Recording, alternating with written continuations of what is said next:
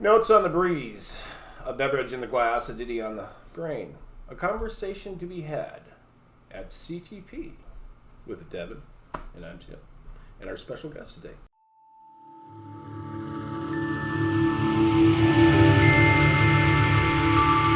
Cropdusters is a band that can be a lot of things.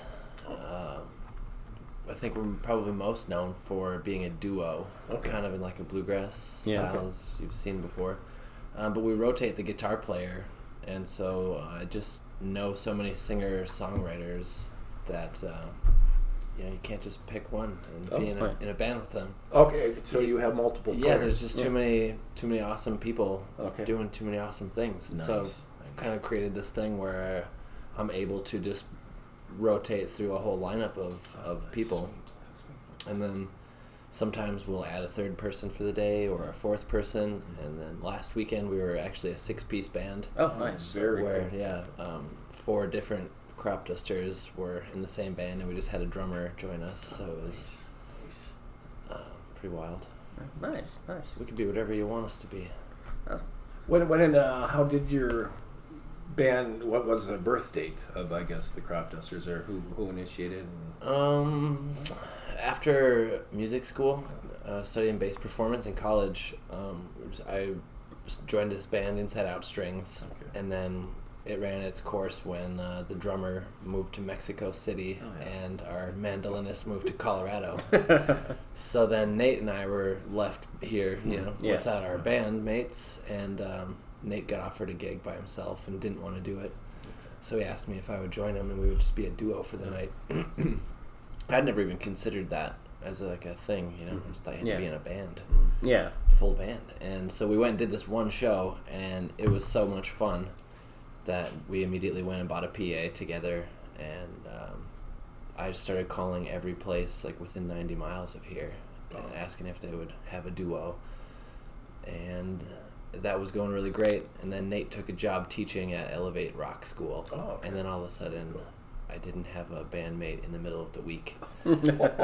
So we had all these gigs and nobody else to play with. So then that's when I called all of the people I could think of who I know play guitar and sing, and then it took off from there. And that was about 7 years ago or 6 years ago. He was a piano player again. I just had the first piano bass duo last week. That must have been really fun to watch. Every Wednesday, for the last 3 or 4 months, I've been playing with a new person, and so that's been a lot of homework.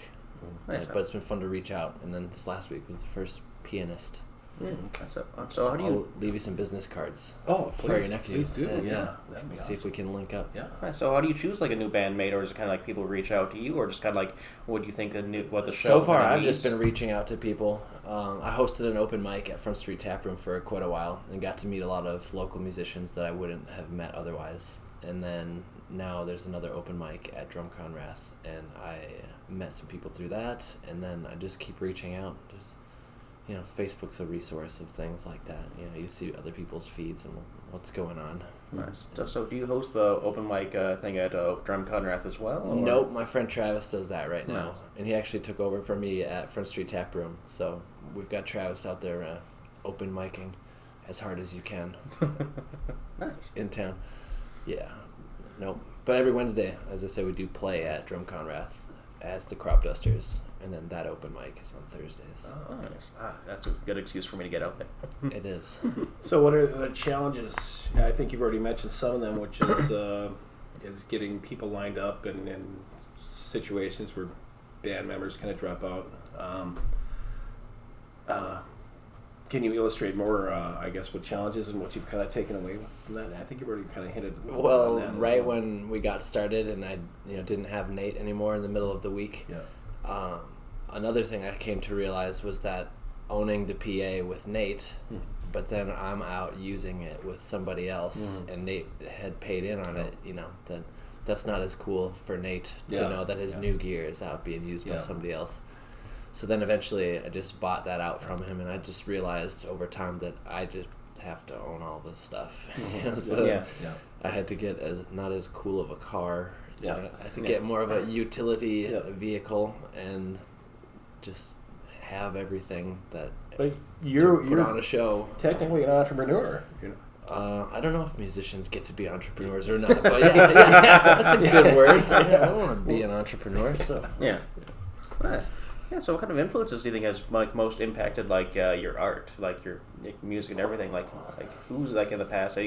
Point to a specific artist or whoever. Man, I don't know. I don't really have any specific artists.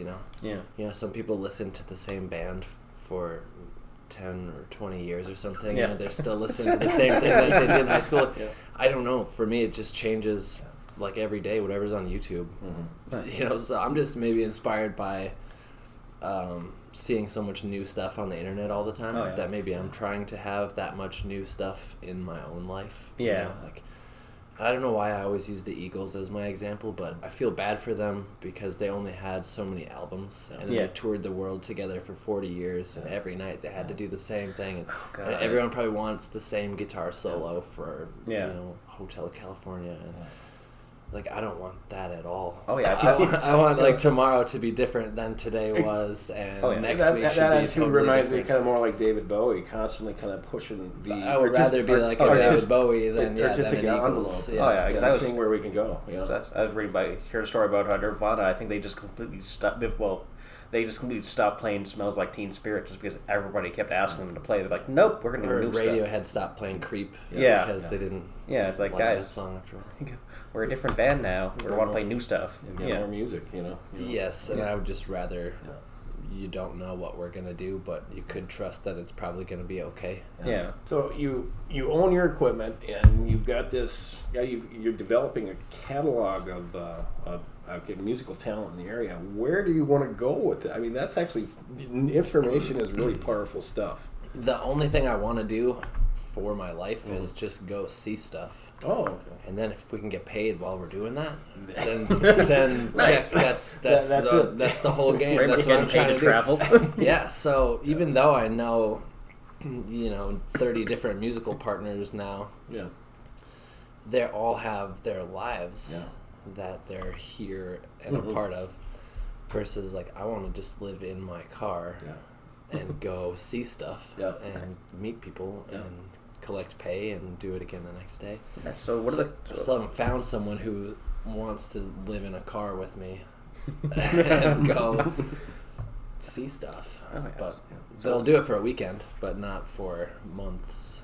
So what are some of the coolest places you've been able to travel to or play at then? Like what the furthest south, east, west, or north? Well, some people in a different band I play with, Hardwood Groove, they had us, they rented us a houseboat, and we That's awesome. went in Canada and stayed on a private island for a little bit. That was probably the coolest thing. They rented us a boat and paid us money, and so we were on a private island for a while. Dream right there. Yeah, and then one time we went to Colorado just to play a wedding, and turned that into a vacation / or workcation or something. Gigcation. Yeah. That's probably the most exotic places we've been. Otherwise, just bars you would never think to go to, or restaurants in towns that you didn't know were there. Yeah. Are there like dream places you'd like to go to eventually in like nearest future, far off future, wherever? No, I don't really have a bucket list like that. Yeah. I think a lot of people do. They want to go to like that big famous theater or play in that big city or whatever. I don't really care. I'll play in like little towns around those big things. Yeah. And then if I have a day off, I'll go look at that big theater or like, go to a concert at it. I don't really care where we're playing. When you're playing, you're just playing. Yeah. Who cares where it is? You close your eyes and you're playing anywhere. Just you and the audience. Yeah. Yeah. Or not even, just you and nothing. Yeah. you and the bartender. Yeah, you and your spacing outness. So how far off in the future do you like you said, you got your in-town places you play, and how far off do you kind of schedule events for yourself and those that are willing to, I guess, do that? Like you said, Colorado, and then you're in Canada. Well, luckily the calendar on my phone is real visual, so I can... Oh, I understand that. So you can see where the holes are in the calendar. Yeah. And I don't like when there's holes in the coming weeks, so it's usually pretty booked up for like the next month. Oh, okay. But now it's like just about summertime, and it's filling up like to September right now. Oh, that's awesome. And then winter's a little sketchier. Yeah. So that just also too shows that you're having success with the venues that you played at, getting people. I think so. I think you can tell that it's okay when the same place has you back. Yeah. Oh, yeah. That's a good thing. People didn't hate you. Yeah, if you haven't burnt that bridge by the time the gig Yeah. is over and they want you back, then I think That's awesome. you know you're doing okay. Oh, it's like locally, what are some of the biggest differences around the area of where we Fargo Moorhead, smaller bars in smaller towns, stuff like that? What's the biggest differences around the Fargo Moorhead area, to play in all these different venues? I would say they're all pretty similar, but maybe as you've noticed, being in West Fargo, Yeah. I think there is like a different clap situation. Yeah. Maybe in West Fargo people don't like to clap as much, but they're still there and they're having fun. Yeah. They'll tell you nice things on your set break. Yeah. If they don't clap, but then if you're in downtown Fargo, people might be going a little wilder. Yeah. It's just a different culture maybe or something, Yeah. and they'll feel free to clap or dance or something. And then Moorhead, we don't play in Moorhead very much. Where do we play in Moorhead? We used to play Junkyard all the time. Oh, That was love fun. Junkyard. Nice. Yeah, or O'Leary's Bar. We played there a few times. Oh yeah. I think we ended up playing in Lakes Country a lot. Oh yeah, I'm sure Just during drive the right summer through- that must be a drive lot of right fun to through play at. Moorhead. Yeah. Or Harold's. We played there a few times. It's a good Nice. spot. I've heard great things about that place actually. Yeah, Harold's is great. Oh yeah. Yeah. For coming up with, you said you like new music and developing. Do you collaborate with other musicians, or do you come up with stuff yourself? And then where do you do this? I guess, do you have a studio in the area that you go to play, or? I have a bedroom studio. Okay. Yeah, an apartment bedroom Yeah. studio. They're all the rage. Yeah. And I'll just basically meet with somebody and then either have gotten their songs ahead of time, a list of them, Yeah. or they'll just come over and we'll just start playing together, and then I'll just make some quick little chord charts, take a picture in my phone, and then move on to the next song. And so the new partner a week thing is sometimes a little haphazard, but I like that. I mean, if you watch NASCAR for the crashes or hockey for the fights, you should come out to our Wednesday shows. Yeah. That's awesome. That's more what's going on there. And then as far as whether or not I have it, I don't really make them play anything that I do already on my own. Yeah. This is more just about ease for the other person, because a lot of these people don't play with another person or haven't. They're just kind of like a solo act. And then they're like, oh, I don't know if I want to play with somebody else because I don't do that. Yeah. So is it like jamming then, or?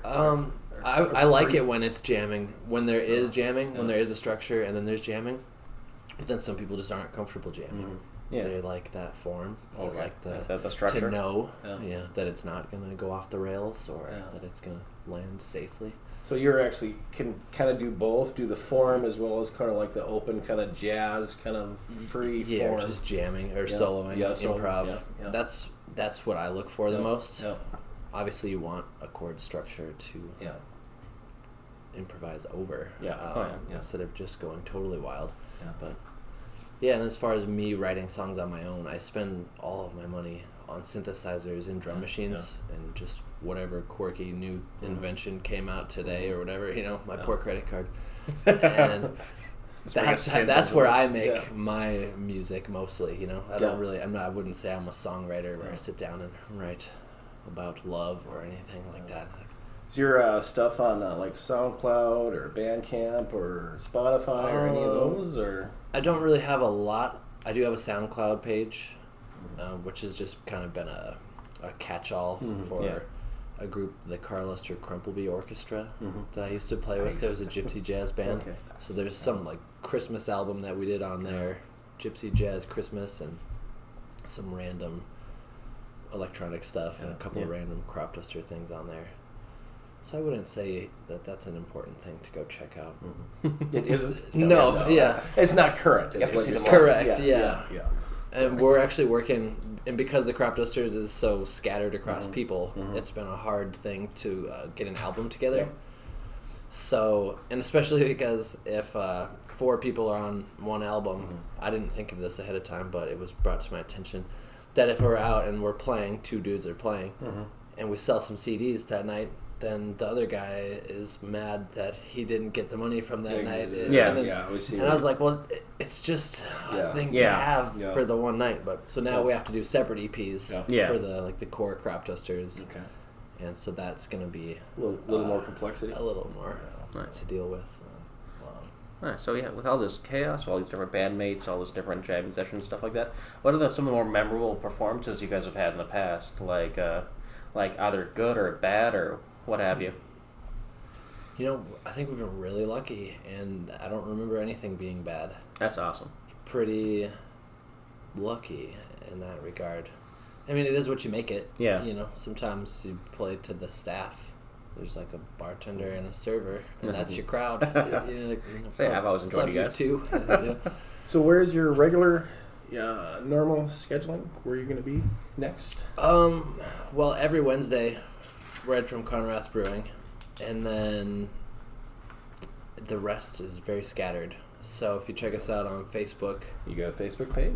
Put that up. facebook.com/thecropdusters.